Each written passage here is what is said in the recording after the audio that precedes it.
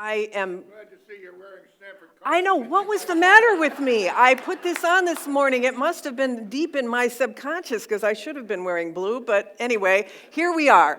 I want to talk about what a policy could look like that the next president might offer in a way that might gain acceptance across both parties. And full disclosure, I, like some in this room, am part of the Clinton team and helping to lead the energy policy group. So just to, I know there's a number of you who are in this, and fortunately you have a counterpart with Secretary Schultz for those who are in the other party.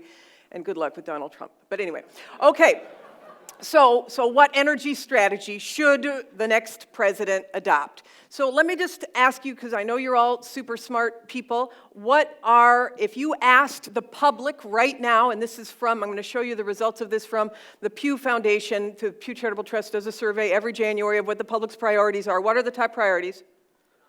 Jobs, right? Right? Okay, so yeah. If you look at all of them, economy and jobs are near the top of the list, and if you look down at the bottom of the list, it's climate change. So the issue for us is, if you're smart, you focus on jobs when you attack the issue of climate change. And so we've got this problem in Congress, right? Many of you have seen the polls that show that Congress is viewed worse than root canals, lice, colonoscopies, carnies. Now, who would be comparing Congress to carnies?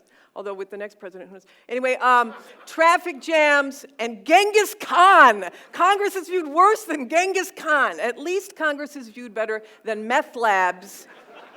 They're actually viewed better than gonorrhea as well, but so maybe there's hope. And of course, Congress is going to remain divided. At least this is what most people have thought. I mean, you know, with Donald Trump, you're never quite sure exactly how that's going to play out. But most people say Congress is going to remain divided. The House of Representatives, because of the way it's configured, will likely remain red. The Senate will likely be able to be overtaken, I think, by Democrats. And most prognosticators are predicting that narrowly. And so given that Congress appears to be gridlocked, and maybe gridlocked into the next administration, what can we do? Keep calm and go around. And by this, let me ask you a question. What was one of the Obama administration's most effective policies that caused massive change in states across the nation? Voluntary changes. Voluntary, don't say Obamacare, because that...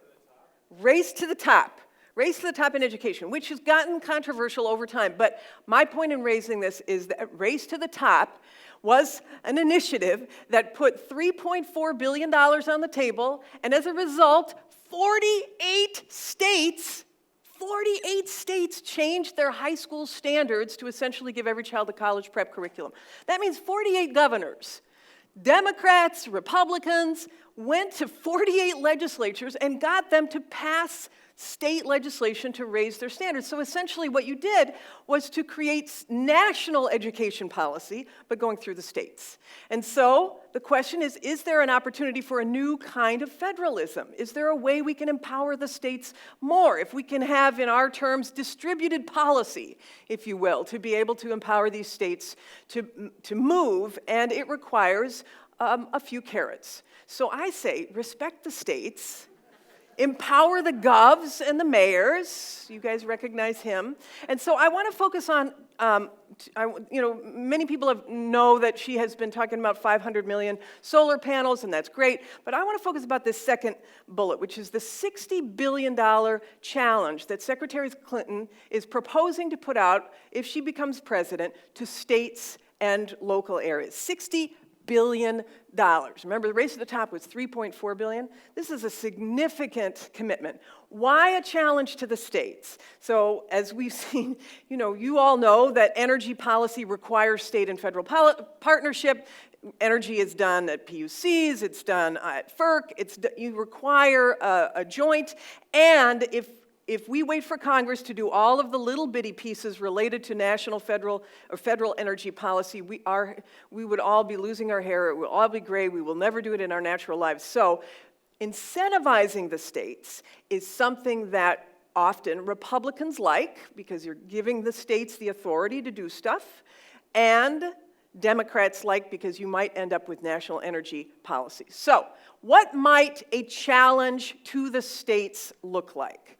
You would say you'd have to go above and beyond. You'd have to, first of all, protect the Clean Power Plan, right? But if you're going to challenge the states, you want to go above and beyond the Clean Power Plan, because you're not going to reward states that are for doing something they're already required to do, right? And so it'd be in two parts. One part establishes some federal baseline, and the second part is more specific, related to each state, that focuses on jobs. So the federal baseline requirements would be a federal floor for states who are interested in competing.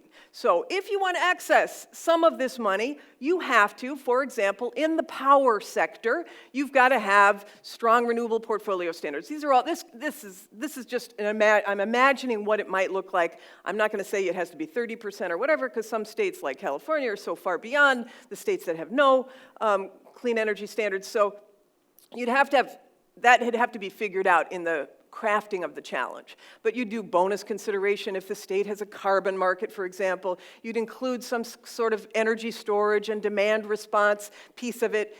On the building sector, you would have requirement for robust energy efficiency standards. You might have decoupling. You might have a requirement that they adopt the latest building codes. You might have requirement for some kind of PACE or other energy efficiency standards.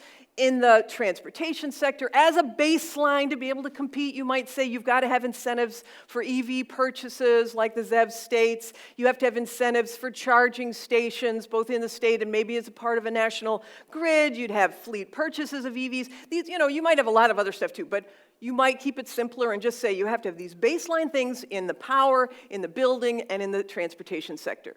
And then part two, which I love, gets to the jobs part. So you incentivize states to do state-specific industrial clusters to build the products that will reduce our carbon, so that we're not getting them all from China and from other places. So really to have a Make It in America focus. So part two, you would focus on helping states or incentivizing them to create industrial clusters that are relevant to their own strengths. You would have the states, for example, do a kind of SWOT analysis on their economy. What is their resource base? What's their supply chain? What's their industrial base look like? What's their geography look like? What would they be successful at? What could they build on this suite of clean energy products out there, of which there are gajillions? What could they build that would make them irresistible for global companies to locate there and for their existing supply chain to expand?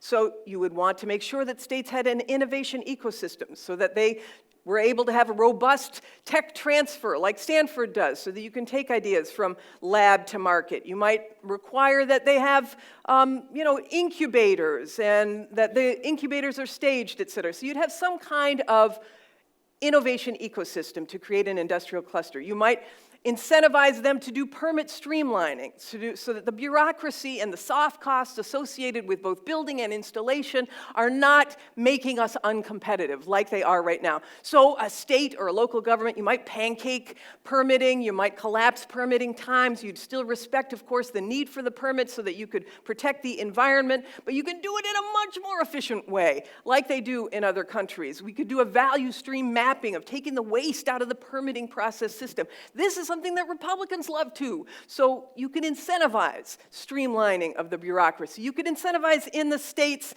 the ability for them to adopt workforce development strategies that relate to the clusters that they want to build. And you could make sure you've got a robust access to capital system inside of the states. So you reward states that create a clean energy infrastructure bank, for example, or provide other access to capital mechanisms so that you can actually build the products and install them in the state. So you'd have innovation ecosystem, permit streamlining, workforce development, and access to capital as part of the creation of state-specific ecosystems related to products. Now, let me just talk about specifically what I mean here, because I have been leading a project at the Berkeley Energy and Climate Institute called the American Jobs Project, and our team, 3 members of our team are right here, Hank Love and Mary Collins and Kate Ringness. And what we have done through the American Jobs Project is to identify 10, we just picked 10 swing states, 10 states that are purple, so that we didn't get accused of going one way or the other. And we said, what in those 10 states could those particular states select as their industrial clusters that would make sense for them? So we got an academic partner and partners on the ground in each of those states to be able to identify what works for them. So let me give you an example. Since we picked 10 states, we picked 2 technologies per state with our partners on the ground. It wouldn't be Berkeley going to North Carolina to say what your technologies are, because they would never listen to us, but they would listen to North Carolina State, and they would listen to the partners that are there. So, for example, let me give you an example of 3 states of what this might look like. 3 states, Michigan, Virginia, and North Carolina. So in North Carolina, working with the folks on the ground, they said, we could really be great at utility-scale batteries and biogas. Why? Utility-scale batteries, they have a great anchor company called Alivo there, and they also have the North Carolina Research Triangle, which is working on a lot of smart grid stuff. So they said, we want to really focus on how can we be the go-to state to build utility-scale batteries. And biogas, why? Because North Carolina is what, the 2nd largest state, or the 1st largest state in swine and poultry farming, and we don't have a whole lot of anaerobic digester manufacturers in the United States. And so why not have the state that has all of that resource be the go-to state for it? So utility scale batteries, you've got a whole supply chain that's a possibility. You don't want to just assemble the batteries. You want to make sure you have, the anode, the cathode, the separator material, the electrolyte. You want it all to be in North Carolina for that particular product, so you've got a whole supply chain there, which creates jobs. And we went through and we identified policy recommendations to be able to create these clusters. This is one of 16, just a quick sample that North Carolina would need to enhance or might consider enhancing their cost recovery for utilities by enabling a leasing model for pilot storage projects on the utility side. Same thing with biogas. You can see there's all sorts of potential jobs in the supply chain of an anaerobic digester. All of those businesses could be made in North Carolina. The farmers love it. They want to be able to install these. They want to be able to draw the energy, the methane from the biogas. And a sample policy recommendation would be to allow third-party sales of biogas generated electricity, which they don't have now. This is one of 16. In Virginia, Virginia's 2 technologies were composite materials and offshore wind. Could be creating 19,000 jobs per year. We know the composite material demand side is going through the roof. Lightweight materials, strong materials for energy efficiency and for products like vehicles, et cetera, that are lightweight. A sample recommendation of policy, 1 of 25 for this, would be updating the machine and tools tax inside of North Carolina to exempt the equipment that is used directly in producing energy efficient products. Same thing, offshore wind. There was a bipartisan consensus in Virginia about how important it would be to do offshore wind right off the Atlantic. They've been working with their utilities, et cetera. What if they build the turbines? What does it look like to have to build those massive offshore wind turbines? How could Virginia benefit from that? One of the recommendations is to prepare their ports to meet the needs of the supply chain with funds from their transportation infrastructure bank. In Virginia, the composite material play also benefits because Tennessee has just been designated by DOE as one of the Make It in America centers for advanced composites. So there is a regional play for them to be able to create jobs as well. And quickly in Michigan, the 2 industrial clusters were smart buildings and solar. Smart buildings, because Michigan has a huge technology center related to the auto industry and a huge appliance and building sector as well, and solar, lots of glass from the auto industry as well. 12,000 jobs per year if they pass the right policies.